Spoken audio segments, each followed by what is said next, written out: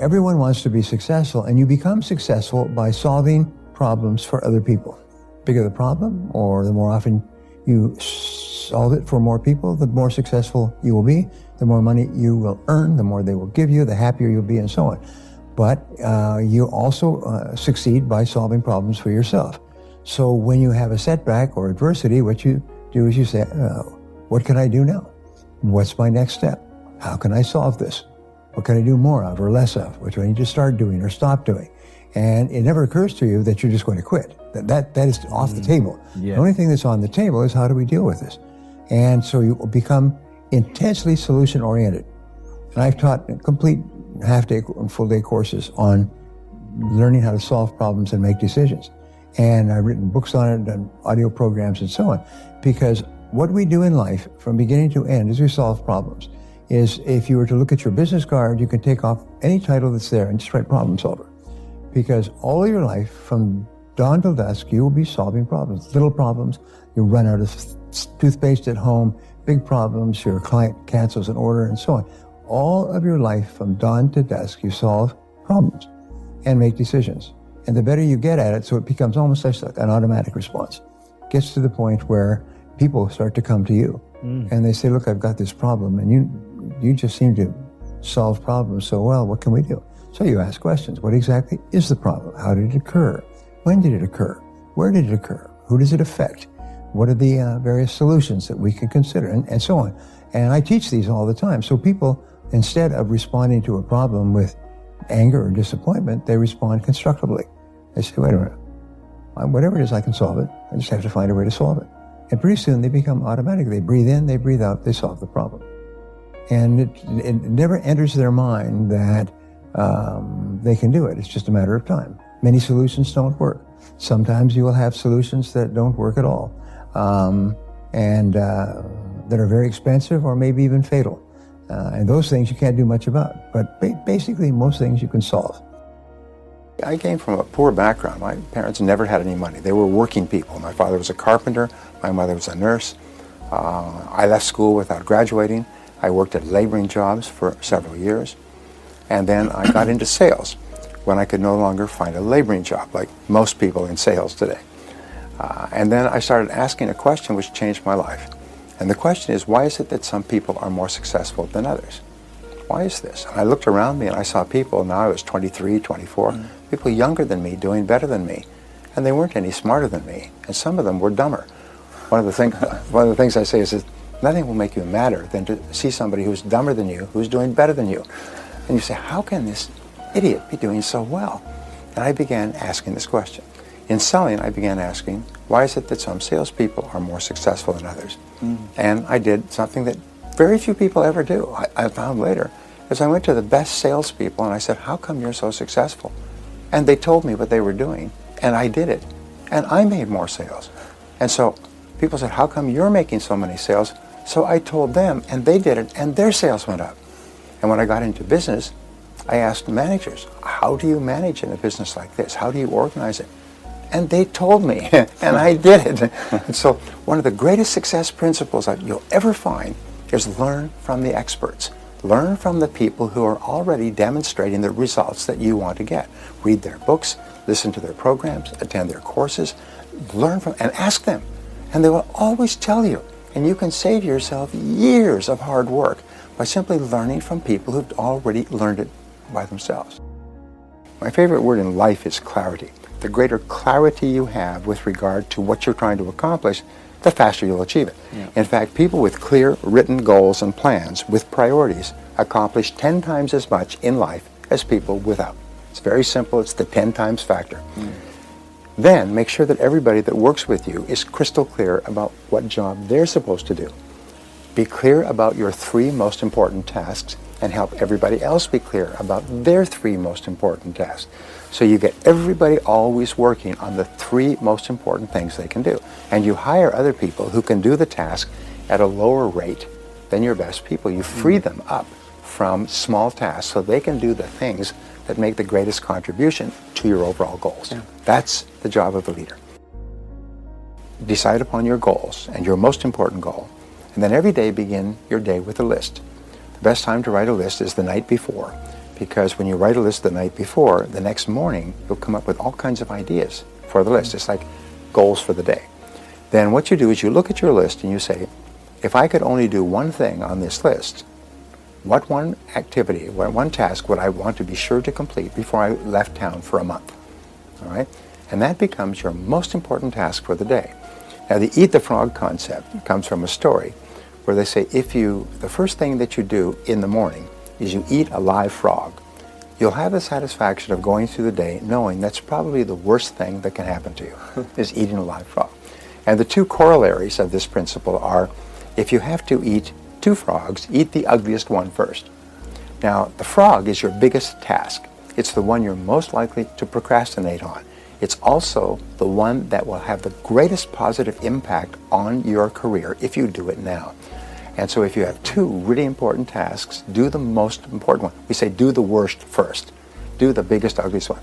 And the second corollary is that if you have to eat a frog at all, it does not pay to sit and look at it for too long. So what you do is you start on that task. Now, when I've done this talk, or part of this talk, for corporations, very often they will go out and they will have brass frogs made up for all their executives. And the brass frog sits on the executive's desk. And it sits there so when they come into work, the first thing they see is the frog. Or they plan their day and they put the frog on top of the plan. First thing they see is the frog, and it reminds them, start and do the worst first. Do the task that has the biggest ramifications first. And then discipline yourself to work single-mindedly at that task. No matter what happens, if you get pulled away, keep coming back to the task like a gyroscope keeps coming back to center. Keep on that task, because you've now decided that everything else is a relative waste of time except this task. It doesn't mean they're a waste of time, but relative or in comparison with this task, everything else is secondary or worse. If you can do that and develop the habit of doing that, you will double your productivity the first day, and it will just continue to increase for the rest of your career. You will be so productive, you'll get so much done, you'll get more responsibilities, you'll get more opportunities. But here's the wonderful thing. Everybody wants to feel like a winner. Everybody wants to feel like a winner. So how do you get the winning feeling? Simple answer, you win. Okay, how do you win? Well, you cross the finish line first. Now, fortunately, in life, what successful people do, and I learned this after many years, it's so important, is they set up finish lines for themselves that they can cross. And so, if you complete a task of any value, it's like winning a little bit, and you feel like a winner. You start, you work, you complete the task.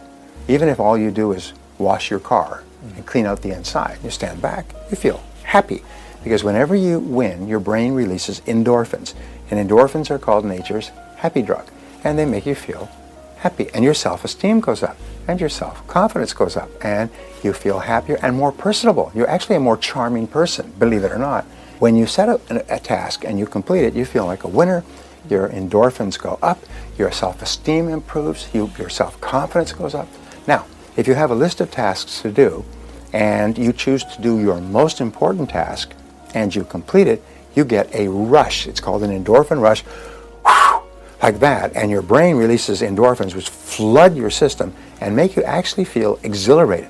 You almost laugh out loud. You're happy. Your heart rate goes up. You're smiling. Sometimes you will stay and will work late at night to complete a task, and you get it done at 2 or 3 in the morning, and you finish it, and even though you should be exhausted, you're happy. You can't sleep. You're walking around. You watch television. Because you feel great. So what do winners do? Is they recreate this feeling over and over until it becomes a positive addiction. Now, positive addiction is a very interesting subject. You can get a negative addiction to an illegal drug, or you can develop a positive addiction to endorphins. And positive addictions are fed by setting and completing important tasks. Tasks that have an important role in your life. People say, well, don't you lose your spontaneity if you're always working on top tasks? No, you're happy all the time, and you are respected and esteemed by the people around you, and you feel proud, and you have a positive self-image, and people like you, and you earn more money. What's to complain about that? So therefore, it's a very simple thing, and that's why the book transforms people's lives. It takes them from rags to riches. Make a list, identify your most important task, start on that, and stay with it until it's done. World-class people have a much bigger vision of what is possible for them. Yeah. One of the things techniques I learned many years ago from an expert was called X to 10X. X to 10X, which means imagine that you could go from X, your current income, to 10X, 10 times your current income. And your first response to that is that's completely preposterous. There's no way that I could increase my income 10 times. Yeah. It's not possible. So then I'll ask an audience, I'll say, well, is there any chance at all that you could increase your income by 10 times in the course of your lifetime? Is there maybe one chance in 1,000? Everybody will say, well, there's maybe one chance in 1,000. Okay, then I'll say, well, now how many people here from the time you took your first job until now have already doubled your income? Every hand goes up. Tripled, most hands go up. Quadrupled, lots of hands go up. I said, so you already doubled your income, tripled your income. So all you need to do now is do the same things that you did to double and triple your income, and you'll double and triple it again, and double and triple it again, and then you'll have increased your income 10 times. And there are people all over the world who are earning 10 times as much as you, and they're no better and no smarter than you are. And what this does is it explodes your thinking, because most of us begin to develop narrow thinking around our current income. And then we adjust our lives, we adjust our appetites, the restaurants we go to, the food we eat, the home we live in, the clothes we wear, the car we drive. We forced our whole world to fit into our current income, whereas top people create a vision. Here's an interesting point. Peter Drucker said that if you do not have a vision to be a world leader when you start your business on your kitchen table, you'll probably never be very successful. So if you're starting your business on a kitchen table, imagine you could be a world leader. And then you ask the question, well, if I was the world leader in my field, how would I be different from today? How would my company be different from today? We were just talking earlier about Steve Jobs and Apple Computer. Steve Jobs and Steve Wozniak started out in a garage with an idea to put together pieces and make a little Apple computer that people could have at home. Bill Gates of Microsoft started off with this idea that if they could make it usable, you could have a PC on every desktop. Everyone's heard about that. That was his vision, a PC on every desktop in the world. When he said this in the late 70s, everybody said he must be crazy. The heads of the IBM were saying, there's no reason for anyone to have a computer at home. There's no reason for anyone to have a personal computer. And within a couple of years, they were literally avalanched out of the business because you find that everybody wanted a personal computer. The only question was the technology to build it and the programs to operate. Today, if you don't have a computer, you're living in the Stone Ages. People, your telephone is a computer. You have an iPad, you have a computer at home, you have a... So you start thinking of, if your business was world class, if you were world class, how would you be different from today? And then here's the key. This is the key. Take the first step. The first step is always the hardest step because it forces you, like a chick breaking out of an egg when it hatches. The first step forces you to break out of your comfort zone.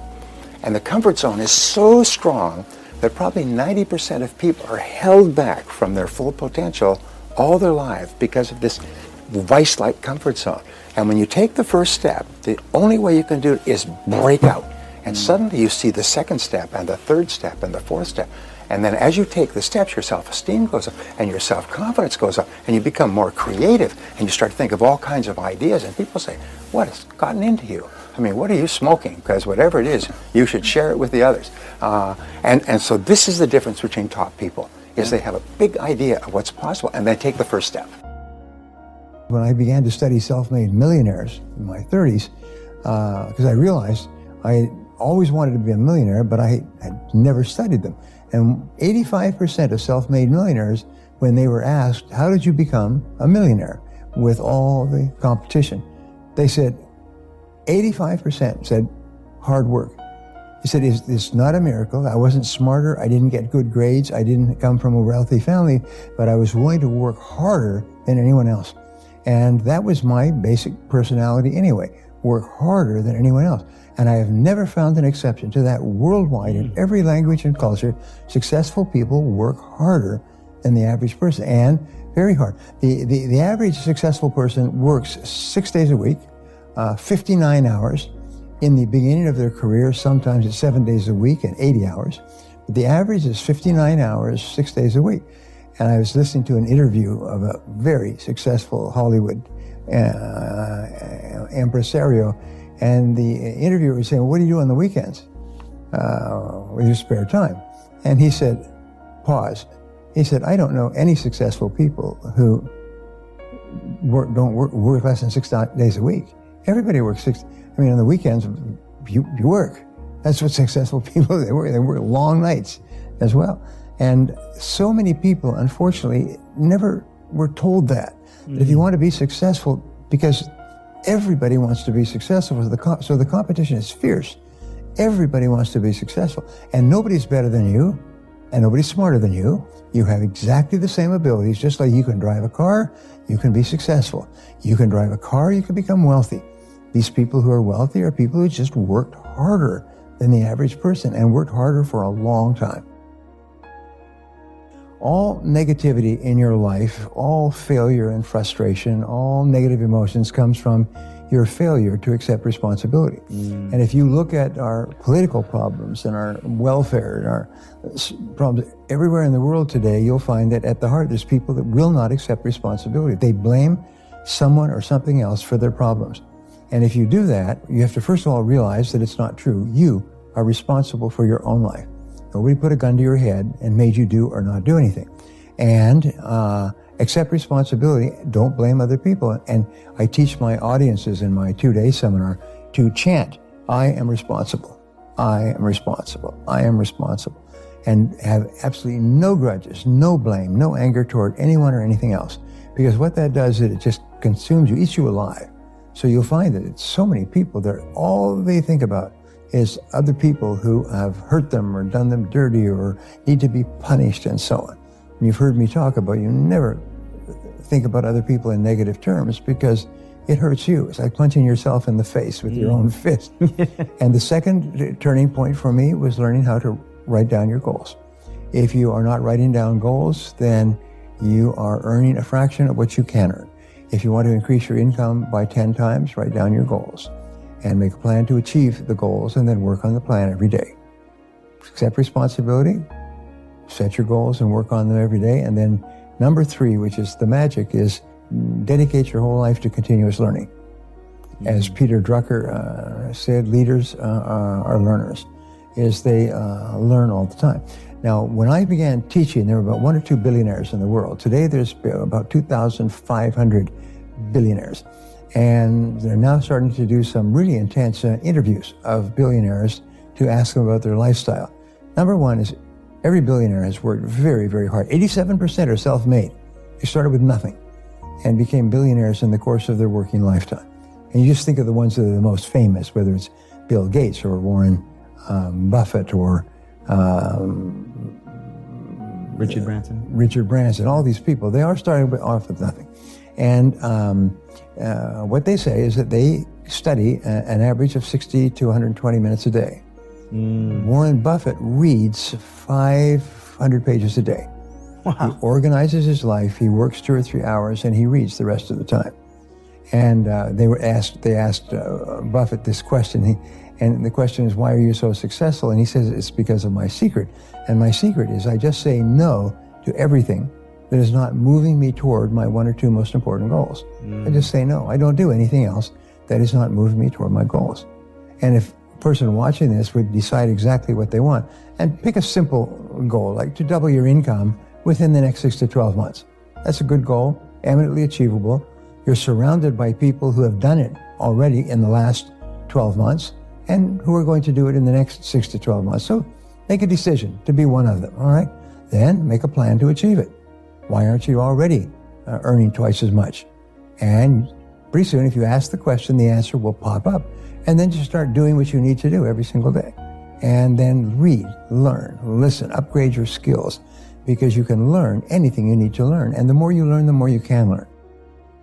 Your level of self-esteem or self-worth, your sense of personal value, the amount that you like yourself and respect yourself, determines the entire quality of your life.